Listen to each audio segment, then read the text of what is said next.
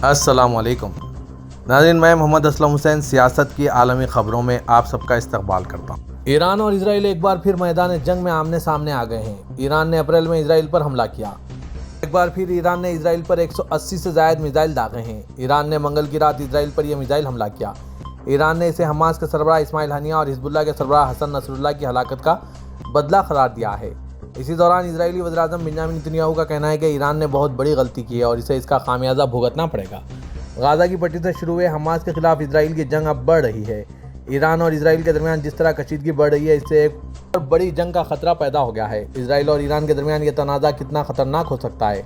اگر حالات مزید خراب ہوتے ہیں تو دونوں ممالک کے درمیان جنگ چھڑ سکتی ہے۔ اس بار کا میزائل حملہ اس حملے سے کہیں زیادہ طاقتور تھا جو ایران نے اپریل میں اسرائیل پر کیا تھا۔ اس کا مقصد اسرائیل کے دفاعی نظام کو نشانہ بنانا تھا۔ ایران کی جانب سے اسرائیل پر حملے کے بعد مشرقی سطح میں بڑھتی کشیدگی پر اقوام متحدہ کی سلامتی کونسل کا ہنگامی اجلاس طلب کیا گیا۔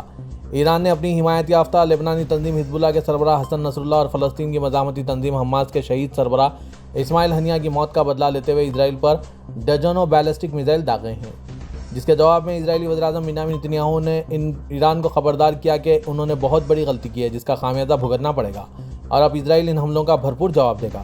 دوسری جانب مشرق و سطح میں بڑھتی ہوئی کشیدگی کے پیش نظر اقوام متحدہ کی سلامتی کونسل کا ہنگامی اجلاس طلب کیا گیا۔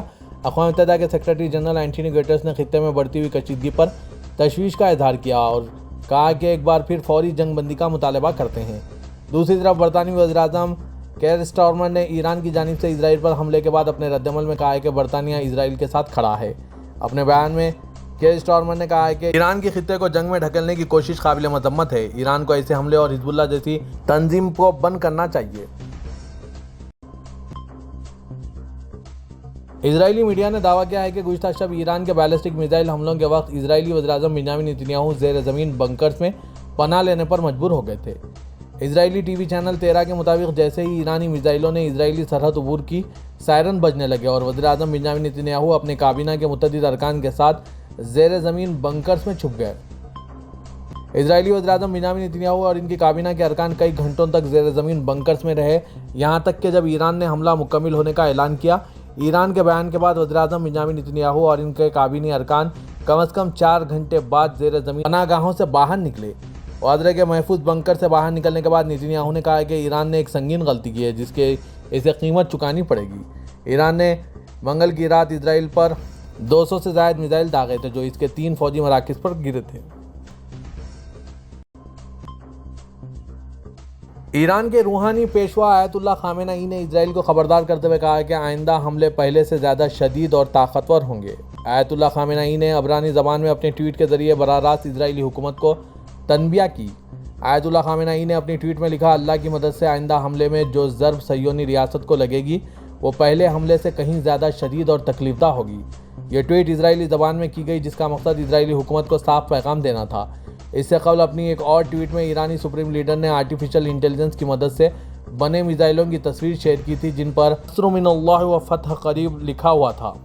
یہ بیانات ایران کی جانب سے اسرائیل پر 400 سے زائد بیلسٹک میزائل حملوں کے بعد سامنے آئے ہیں جو اسماعیل ہنیہ کی ہلاکت کے رد عمل میں کیے گئے تھے۔ ان میں سے زیادہ تر میزائل اسرائیلی F-35 طیاروں کے اڈے نیو ایٹم ایئر بیس پر گرے تھے۔ اسرائیلی فوج کی طرف سے جاری کردہ انخلاء کے احکامات کی وجہ سے 2 لاکھ سے زیادہ لوگ جنوبی لبنان سے بے گھر ہو گئے ہیں اور لبنان سے تقریباً 1 لاکھ سے زائد افراد شام منتقل ہو گئے۔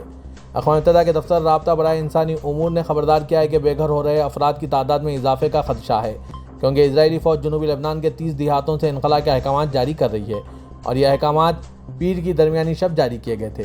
اقوام متحدہ کے سیکریٹری جنرل اینٹونیو گٹرس کے چیف ترجمان اسٹیفن دوجارک نے آج کہا کہ شمالی اسرائیل میں 60,000 سے زیادہ لوگ اپنے گھروں سے بے گھر ہوئے ہیں۔ اقوام متحدہ کی پناہ گزین ایجنسی لبنان میں بے گھر ہونے والوں کے حوالے سے اپنے رد عمل میں فوری انسانی اور حفاظتی مدد فراہم کرنے کے لیے اپنے ہنگامی سرگرمی کو تیز کر دی اور متعلقہ فریقوں کے ساتھ مل کر کام کر رہی ہے۔ اقوام متحدہ اور اس کے شراکت دار خوراک، بچوں کے لیے غذا، پانی اور دیگر ضروری سامان جیسے گدے اور حفظان صحت کی کٹس فراہم کر کے لبنانی حکومت کے راحت رسانی کام کی حمایت کر رہے ہیں۔ اقوام متحدہ کے بچوں کے فنڈ نے تقریباً 200 اجتماعی پناہ گاہوں کے لیے مدد کی جن میں 50,000 بے گھر افراد کو ضروری سامان فراہم کیا گیا۔ اقوام متحدہ کے سیکریٹری جنرل نے آج ایک بیان میں بین الاقوامی برادری سے اپیل کی کہ وہ 426 ملین امریکی ڈالر کی ہنگامی فلیش انسانی امداد کی اپیل کی فوری حمایت کریں جو بیروت لبنان میں شروع کی گئی ہے۔ دوجارک نے کہا کہ ہمارے انسانی ہمدردی کے ساتھیوں کا کہنا ہے کہ اس رقم کا مقصد اگلے 3 مہینوں تک 10 لاکھ افراد کو انسانی بنیادوں پر امداد فراہم کرنا ہے۔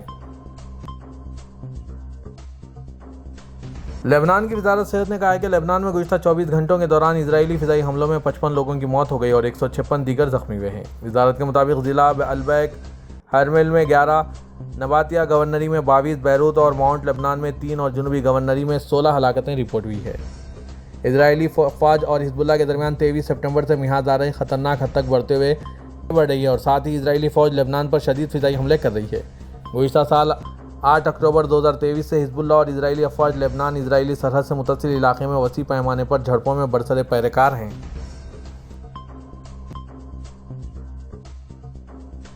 ایرانی فوج کے سربراہ نے اسرائیل کو دھمکی دیتے ہوئے کہا کہ اگر ایران پر حملہ کیا گیا تو اسرائیل کے تمام انفراسٹرکچر کو نشانہ بنایا جائے گا۔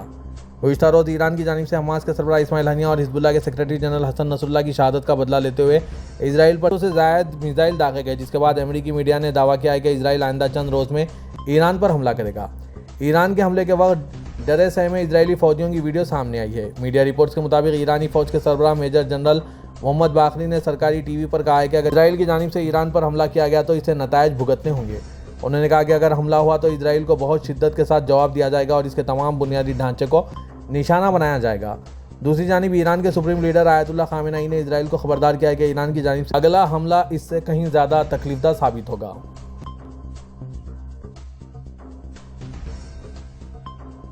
جنوبی غزہ میں اسرائیلی حملوں میں کم از کم آج 51 افراد بشمول خواتین اور بچے جاں بحق ہو گئے۔ اسرائیلی فوج نے خان یونس میں زمینی کارروائی شروع کر دی۔ فلسطینی طبی عہدیداروں نے آج چہارشنبے کے دن یہ بات بتائی۔ اسرائیل نے تقریباً 1 سال سے حملے جاری رکھے ہیں۔ اس کا کہنا ہے کہ وہ غزہ میں لڑاکوں کو نشانہ بنا رہا ہے۔ اس دوران اس کی توجہ لبنان اور ایران کی طرف مبذول ہو رہی ہے۔ اسرائیل نے لبنان میں حزب اللہ کے خلاف زمینی کارروائی شروع کر دی اور تہران نے گزشتہ رات اسرائیل پر بیلسٹک میزائل فائر کیے۔ حزب اللہ کا کہنا ہے کہ لبنانی سرحدی ٹاؤن میں اس کے لڑاکوں کی اسرائیلی فوجیوں کے ساتھ جھڑپ ہوئی۔ اس لڑائی کی آزادانہ توثیق نہیں ہو سکی۔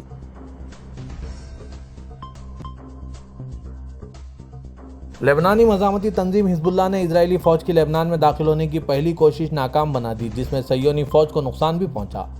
حزب اللہ نے ٹیلی گرام پر اپنی پوسٹ میں بتایا کہ اسرائیلی فوج نے آج لبنان کی سرحد پر قائم علاقے ادیسہ سے لبنان میں داخل ہونے کی کوشش کی، جس دوران اسرائیلی فوج اور حزب اللہ جنگجوؤں کی خصوصی رضوان فورس کے درمیان تصادم پیش آیا۔ حزب اللہ جنگجوؤں نے اسرائیلی فوجیوں کی لبنان میں زمینی راستے سے داخل ہونے کی کوشش ناکام بنا دی اور اس دوران اسرائیلی فوجیوں کے زخمی ہونے کی اطلاعات ہے۔ لبنانی خبر رساں ایجنسی کا کہنا ہے کہ آج صبح اسرائیل اور حزب اللہ کے درمیان ہوئی جھڑپ میں 20 اسرائیلی سپاہی زخمی ہوئے، جنہیں ہیلی کاپٹروں کے ذریعے اسرائیلی اسپتالوں میں منتقل کیا گیا، جبکہ کچھ اسرائیلی فوجیوں کی ہلاکتوں کی بھی اطلاع ہے، مگر اس حوالے سے ابھی کچھ واضح نہیں ہے۔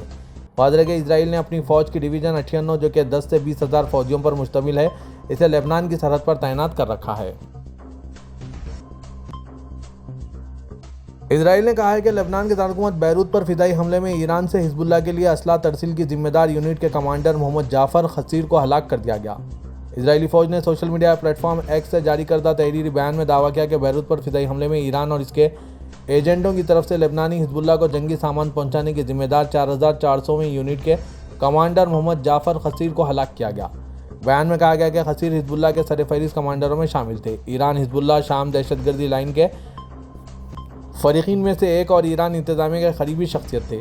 اسرائیلی فوج کے بیان کے مطابق خصیر نے خود بھی اسٹریٹجک جنگی سامان کو لبنانی حزب اللہ تک پہنچانے کے سینکڑوں آپریشن انجام دیے اور ان ترسیلی آپریشنوں کی نگرانی بھی کی۔ امریکی صدر جو بائیڈن نے اپنی فوج کو حکم دیا ہے کہ وہ ایرانی حملوں کے خلاف اسرائیل کی دفاعی مدد کریں۔ وائٹ ہاؤس کے مطابق جو بائیڈن اور نائب صدر کملا ہیرس نے قومی سلامتی ٹیم کے ساتھ اسرائیل پر ایران کے میزائل حملوں کو براہ راست دیکھا۔ بیان میں بتایا گیا ہے کہ جو بائیڈن نے اپنی فوج کو ہدایت جاری کی ہے کہ ایران کے حملوں کے خلاف اسرائیل کو ہر ممکن دفاعی مدد فراہم کی جائے۔ بعد ازاں جو بائیڈن نے وائٹ ہاؤس میں میڈیا سے گفتگو کے دوران ایران کے حملوں کو گستاخانہ قرار دیتے ہوئے بتایا کہ اسرائیل نے ان حملوں کو ناکام بنا دیا ہے۔ امریکہ اسرائیل کی مکمل حمایت کا یقین رکھتا ہے۔ امریکی وزیر خارجہ اینٹونی بلنکن نے بھی اس حوالے سے کہا ہے کہ ایران نے اسرائیل پر 200 سے زائد میزائل داغے ہیں، جو کہ ناقابل قبول اور مذمتی کارروائی ہے۔ اسرائیل نے امریکہ اور دیگر حلیف ممالک کی مدد سے ان حملوں کو ناکام بنا دیا ہے۔ امریکی وزیر دفاع لائیڈ آسٹن نے بھی اسرائیلی ہم منصب یاو گلینٹ سے ٹیلی فون پر رابطہ کیا۔ روس نے کہا ہے کہ مشرق وسطی کے حالات بحرانوں کے حل میں امریکہ کی نااہلی کا منہ بولتا ثبوت ہے۔ روسی وزارت خارجہ کی ترجمان ماریا زاہروادہ نے ایران کے اسرائیل پر میزائل حملے کے بعد سوشل میڈیا سے جاری کردہ اپنے بیان میں علاقائی صورتحال کو جو بائیڈن انتظامیہ کی مکمل ناکامی قرار دیا۔ انہوں نے کہا کہ یہ خونی المیہ بتدریج شدت اختیار کرتا جا رہا ہے۔ وائٹ ہاؤس کے غیر یقینی بیانات نے بحرانوں کے حل میں امریکہ کی نااہلی کو بے نقاب کر دیا ہے۔ وزیر خارجہ بلنکن کی کوششیں ہزاروں انسانوں کی ہلاکت کا اور حالات کو ایک بند گلی میں لانے کا سبب بنی ہیں۔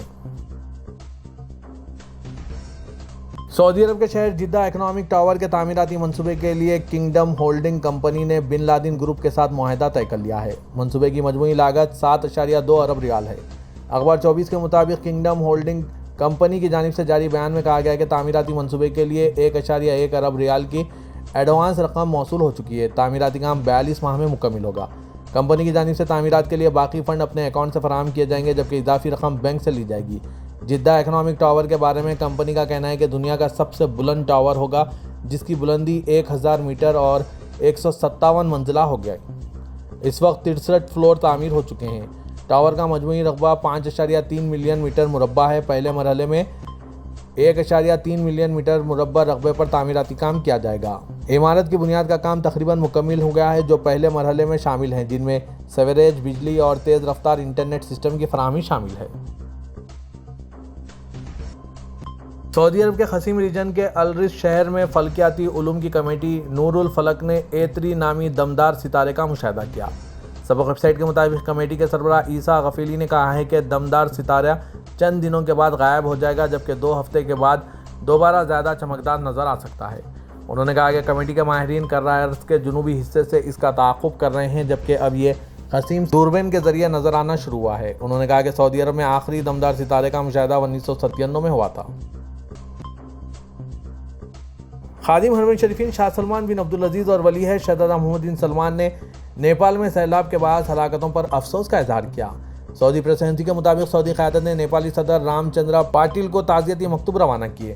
سعودی قیادت نے نیپالی صدر کو اپنے مکتوب میں کہا ہے کہ ہمیں تباہ کن سیلاب کے باعث ہوئی ہلاکتوں کی افسوسناک اطلاع پر دکھ ہوا ہے۔ ہم اس غم میں آپ کے برابر کے شریک ہیں اور متوفین کے لواحقین سے اظہار تعزیت اور لاپتہ ہونے والوں کی بازیابی کی امید رکھتے ہیں۔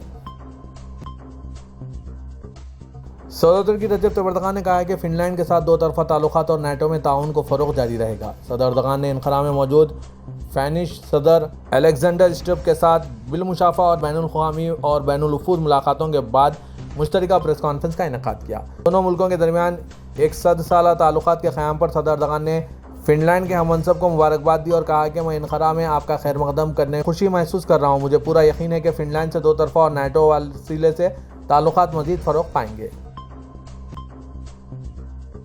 پاکستان میں مسلم لیگ نواز کے قائد نواز شریف نے اپنی گزشتہ حکومتوں کے خاتمے کا ذکر کرتے ہوئے کہا ہے کہ ریاست کے ستونوں نے ریاست کے ساتھ اچھا سلوک نہیں کیا۔ چہارشنبے کو لاہور میں ایک تقریب سے خطاب کرتے ہوئے انہوں نے کہا کہ ہم 3 مرتبہ حکومت میں آئے تو ہمیں فارغ کر دیا گیا۔ ایسا کیوں کیا گیا؟ اگر یہ مومنٹم جاری رہتا تو پاکستان اتنا خوشحال ہوتا کہ دنیا رشک سے دیکھ رہی ہوتی، لیکن بدقسمتی سے ہم 2 قدم آگے جاتے ہیں اور 4 قدم پیچھے چلے جاتے ہیں۔ ان کا کہنا تھا کہ مسلم لیگ نواز کے علاوہ کون سی جماعت ہے جس نے اتنا کام کیا ہو؟ ہماری حکومت میں موٹر وے ہم نے بنائی، روپے کی قدر بہتر رہی، دہشت گردی ختم کی، ملک کو ایٹمی قوت بنایا، اورنج لائن نواز لیگ نے بنائی۔ کیا کسی نے ایسا منصوبہ بنایا؟ ہم IMF کو خدا کا حافظ کہتے ہیں اور دوسرے پھر اسے لے آتے ہیں۔ میری حکومت کو ختم کیا گیا تو دوبارہ IMF آ گئی۔ ہندوستان نے آج چہارشنبے کے دن اپنے شہریوں کو ٹریول ایڈوائزری جاری کرتے ہوئے کہا کہ وہ ایران کے غیر ضروری سفر سے بچیں کیونکہ خطے میں کشیدگی بڑھ گئی ہے۔ وزارت خارجہ نے اپنی ٹریول ایڈوائزری میں کہا ہے کہ ہم نے خطے کی سیکورٹی صورتحال پر گہری نظر رکھی ہے۔ ہندوستانی شہریوں کو مشورہ دیا جاتا ہے کہ وہ ایران کا غیر ضروری سفر نہ کریں۔ اسی کے ساتھ ایران میں فی الحال مقیم ہندوستانیوں سے کہا گیا ہے کہ وہ تہران میں ہندوستانی سفارت خانے سے رابطے میں رہیں۔ گزشتہ رات ایران نے اسرائیل پر تقریباً 200 میزائل داغے تھے، جس کے بعد ٹریول ایڈوائزری جاری کی گئی۔